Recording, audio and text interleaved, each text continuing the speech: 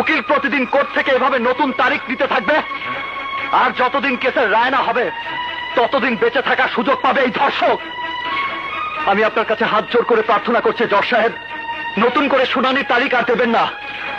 আমি আপনার কাছে প্রার্থনা করছি মে লর্ড, প্লিজ। আমি আদালতে যা বলেছি তাই এদেশের বাস্তবতা।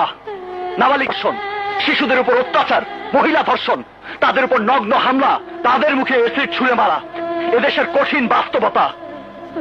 আর তা নিয়ে কারো কোনো মাথা ব্যথা নেই। ইউর অনার, যাদের উপর অত্যাচার হয়, নগ্ন হামলা হয়, তারা হয় ভয় পেয়ে মামলা করতে চায় না, আর মামলা করলেও আইনের মার প্যাচ, ঘুষের টাকা, পুলিশি হয়রানির কারণে তারা কেস চালাতে ব্যর্থ হয়। নয়তো টাকার ক্ষমতার সামনে কেসের তদন্তই বন্ধ হয়ে যায়।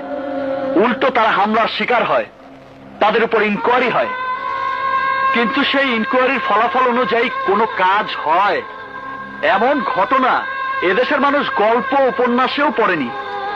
সমস্ত সাক্ষী আদালতে এসে তাদের সাক্ষ্য বদলে দেয় কেন? কোর্টে কেস এত লম্বা সময় ধরে চলে কেন?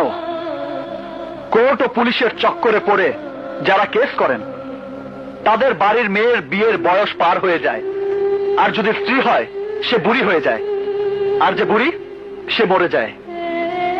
এমন কেন হচ্ছে জজ সাহেব?